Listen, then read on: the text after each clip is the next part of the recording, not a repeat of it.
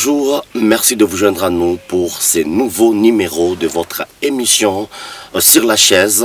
La clôture de l'année scolaire 2022-2023 est intervenue en début du mois de juillet. Sur quel fond la gratuité de l'enseignement de base a été observée pour cette année? Pour parler de ces sujets, nous recevons sur la chaise aujourd'hui Sophie Valinandi, qui est porte-parole du syndicat des enseignants des écoles primaires publiques ici au Nord Kivu, à qui nous disons bonjour et bienvenue sur la chaise. Merci, bonjour Philippe, bonjour à tout le monde qui nous suit par ailleurs. Comme vous présentez, vous êtes porte-parole du SINEP. Alors, nous voulons... CNPP, oui, avec les syndicats des enseignants des écoles primaires publiques au Nord Kivu. La première de nos questions est de savoir sur quel fond la gratuité de l'enseignement de base a été observée dans les écoles publiques ici au Nord Kivu et les conditions aussi de l'enseignant. Comment l'enseignant a terminé cette année? Merci beaucoup.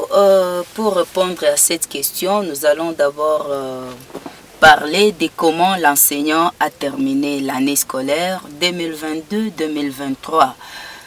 Cette année a été débutée avec beaucoup de promesses, lesquelles promesses a amené l'enseignant à se lancer, à se mettre sur les chemins de l'école. Mais vers le mois de décembre, à la fin du premier trimestre, cet enseignant s'est encore retrouvé une fois dessus parce que les promesses n'avaient pas été honorées. Et il a encore une fois projeté de grèves, lesquelles grèves n'avaient pas vraiment abouti. Mais après ces grèves du début du deuxième trimestre de l'année, l'enseignant a décidé voir comment il peut mettre fin, puisque après toutes les analyses menées, il a constaté que apparemment le gouvernement est en train de se jouer de lui. Alors, tout en attendant les autres promesses qui étaient en cours jusqu'à fin avril, celui-ci s'est décidé d'aller jusqu'à la fin de l'année pour quand même ne pas pénaliser l'enfant qui est innocent de tout ceci. Deuxième question, c'est de savoir comment la gratuité a réussi à l'école primaire, je pense. A été observée. A été observée, merci beaucoup. Cette gratuité en soi, elle a réussi par le vocabulaire, par le dire, mais par le palpable. Et pour cet enseignant créé à la main, la gratuité n'a pas été réussite parce que toutes les promesses qui devraient faire à ce que cette gratuité ait vraiment son poids et sa face n'avaient pas ou ne sont pas encore réalisées jusqu'à maintenant. Oui, comme nous parlons de promesses, si ce n'est pas un secret, quelles sont ces promesses qui n'ont pas été respectées par les dirigeants de ce pays à l'endroit de l'enseignant? Les promesses qui n'ont pas été respectées, c'est d'abord le réajustement de la prime de gratuité de l'enseignant de l'école primaire en hauteur de 100 000 francs. Qu'est-ce qui était prévu et qu'est-ce qui n'a pas été fait? Il était prévu que chaque enseignant à l'école primaire sur l'étendue de la République nationale reçoit 100 000 francs comme prime de gratuité. Mais jusqu'à aujourd'hui, au moment où je vous parle, cet enseignant ne reçoit que 30 000 francs. Alors, donc sur 100 000, on a seulement disponibilisé 30 000 francs. Voilà, depuis le début de l'année scolaire. Jusqu'à aujourd'hui, c'est seulement 30 000 francs. Et alors, vous comprendrez qu'avec d'autres promesses, comme... le respect des paliers, par exemple. Voilà, le respect du deuxième et troisième palier, rien n'a été fait. Donc, en tout cas, la gratuité, on s'est dit, elle n'a pas réussi jusqu'à aujourd'hui. Vous avez fini cette année avec quel genre de réclamation? Qu'est-ce que vous êtes en train de réclamer et vous avez quand même accepté de terminer cette année? Avec la conjoncture actuelle et avec l'inflation du jour au jour, aujourd'hui, quand je vous parle, le taux est déjà à 2500 et 2600 francs, 1 dollar.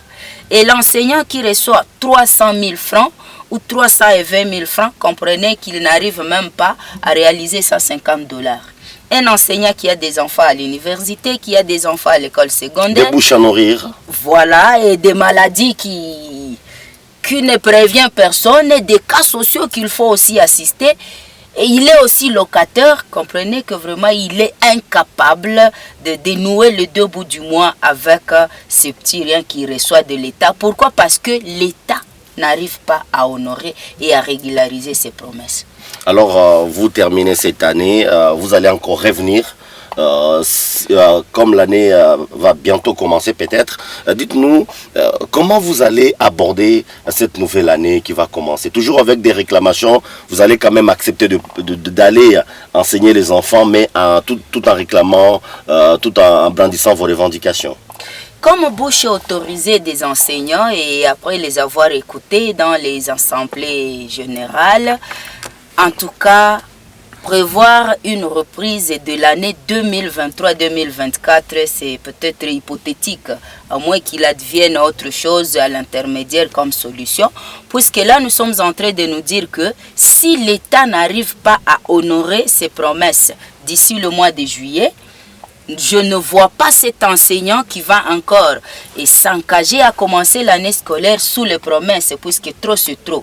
Donc tous à les attendre et dire et parler, ils se disent cette fois nous allons revenir commencer l'année une fois que l'État aura mis vraiment des choses au clair. Soit ils nous disent que les possibilités sont petites et qu'ils prévoient aussi d'autres mesures intermédiaires pour venir en aide à cette situation. Comme quel genre de mesures, par exemple, s'il faut être pragmatique dans vos dires? Pour être vrai et réel, bon, peut-être l'État peut aussi autoriser, pour ne pas directement tomber dans le ridicule, autoriser à ce que les parents accompagnent. Là, je me réserve d'utiliser le vocable revenir à l'ancien système de la prime. Si le parent peut accompagner avec un petit rien cette gratuité en attendant que les moyens se mettent sur la roulette, en tout cas l'enseignant est prêt à reprendre le chemin de l'école. Et si pas le cas, les enfants vont souffrir. En tout cas, nous sommes en train de le voir et les enfants vont souffrir. Donc il faut que le gouvernement avec les parents puissent voir dans quelle mesure aider les enfants. Mais nous, comme enseignants, nous ne sommes même pas pour la reprise de ce système. Pourquoi? Parce que ça serait pour nous l'occasion, encore une fois, de perdre les enfants qui sont déjà à l'aise en allant à l'école, comme tout le monde, les démunis et les non-démunis à l'école primaire. Vous comprenez que dans les temps, l'enfant qui terminait déjà l'école primaire avait un bagage qui le permettait de s'engager dans la vie. Alors, aujourd'hui, dire que nous pouvons souhaiter ou appuyer que les parents reviennent à l'ancien système de la prime, c'est encore une fois chasser ces pauvres enfants qui n'ont pas de moyens. Dites-nous, vous avez suivi comme moi le président de la République lors de sa dernière sortie médiatique au pays. Il a dit tout ce qu'il a réussi, d'abord, il se sent fier parce que la gratuité a réussi. Ça vous dit quelque chose? Bon, nous ne pouvons pas le contredire parce que si nous poussons les analyses un peu plus loin, en tout cas, même moi, si je projette quelque chose et que je sens que, en tout cas, ça va, si les gens qui m'entourent ne m'aide pas à me ramener les conditions dans lesquelles l'évolution est en train de se passer, je vais me dire toujours que ça réussit. Je voudrais dire que, en tout cas, le président a un pourcentage là qui dépasse 50% de dire que la réussite de la gratuité s'observe. Pourquoi? Parce que ceux-là qui l'entourent ne lui amènent jamais de rapport négatif. Alors, pour lui, la gratuité a réussi et il n'a qu'à se taper la poitrine.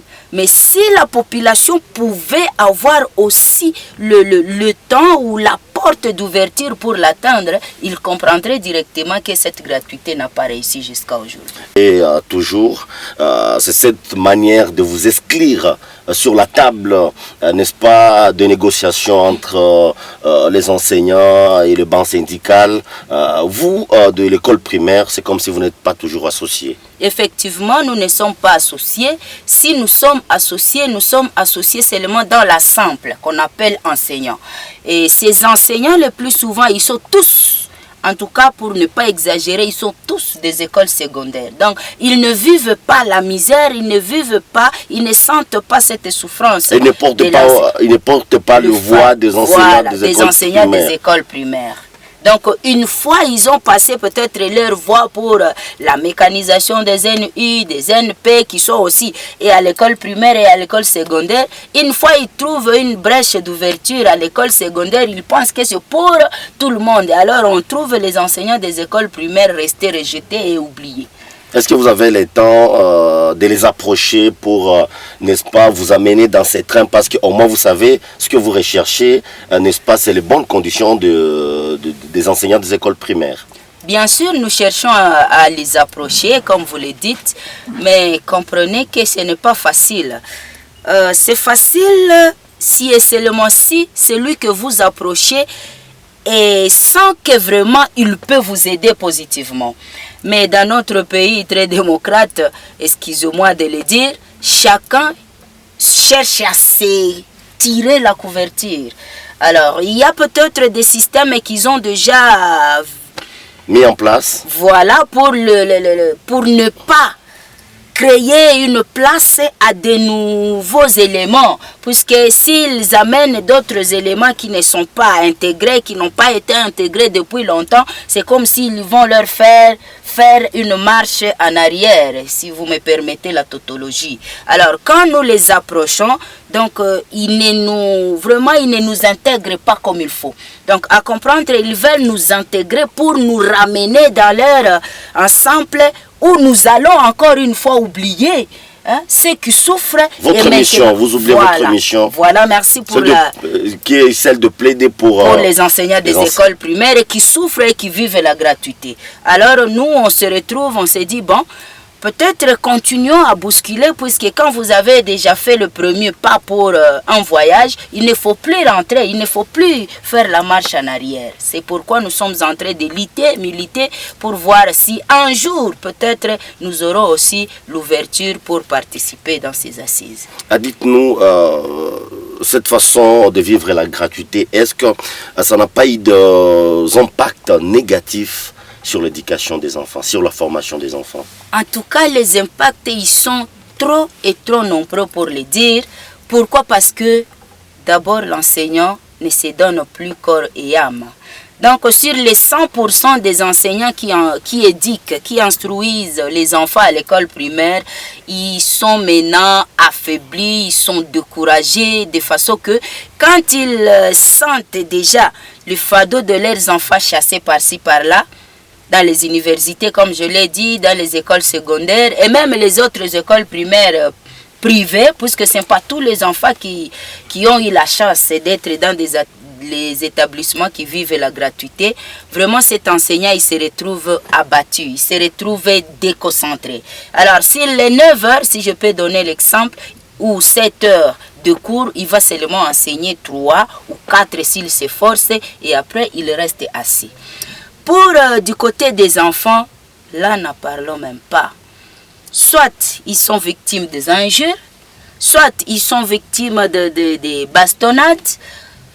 Bon, ou bien alors l'enseignant, il va enseigner sous un marché là qu'on ne peut pas supporter. Donc, à celui qui va suivre, qu'il suive, et celui qui n'est pas attentif. Donc, les enfants ne sont pas suivis vraiment à la loupe. Donc, c'est vraiment une poignée d'enseignants qui a encore cette vocation de dire que je peux me donner corps et âme. Donc là, il y a urgence que le chef de l'État puisse intervenir. En tout cas, c'est très, très, très urgent. Oui, Madame Sophia Valinandi, face à nos caméras pour des petites questions. Pour vous, la gratuité de l'éducation de base a été une réussite ou un échec? Si un échec, qu'est-ce qu'il faut faire? Merci beaucoup. La gratuité pour nous et pour moi, personnellement, elle a été un échec. Pourquoi? Parce que ceux-là qui vivent cette gratuité ne sont pas mis dans leurs bonnes conditions qu'ils attendaient de cette gratuité. Alors, qu'est-ce qu'il faut faire pour pallier? Et pour pallier, il faut que vraiment le gouvernement se réveille, qu'il sente que si le système éducatif est mort, c'est tout le pays qui est victime. Parce que le développement d'un pays, je pense, et je le crois bien, commence par son système éducatif. Et le système éducatif qui nous produit de tête, de cadre, de demain pour défendre le pays dans n'importe quel métier, dans n'importe quel domaine. Et la rentrée scolaire reste hypothétique si une fois... Vraiment, la rentrée scolaire reste hypothétique jusqu'à maintenant. Jusqu'à ce qu'on réponde, on puisse répondre à vos revendications. Vraiment, c'est ça. Merci. Madame Sophia Valinandi, le plaisir était pour nous de vous recevoir sur la chaise pour parler de l'éducation. Je rappelle que vous êtes porte-parole du syndicat des enseignants des écoles primaires publiques au Nord Kivu. Merci d'accepter notre invitation. Merci beaucoup. Mon plaisir était aussi de faire passer ce message et de voir si le gouvernement pourra encore une fois se réveiller et voir l'importance et l'urgence qu'il faut dans notre système éducatif. Je vous remercie. Le plaisir était pour nous de vous présenter cette émission. On se retrouve à la prochaine pour un autre numéro. Portez-vous bien.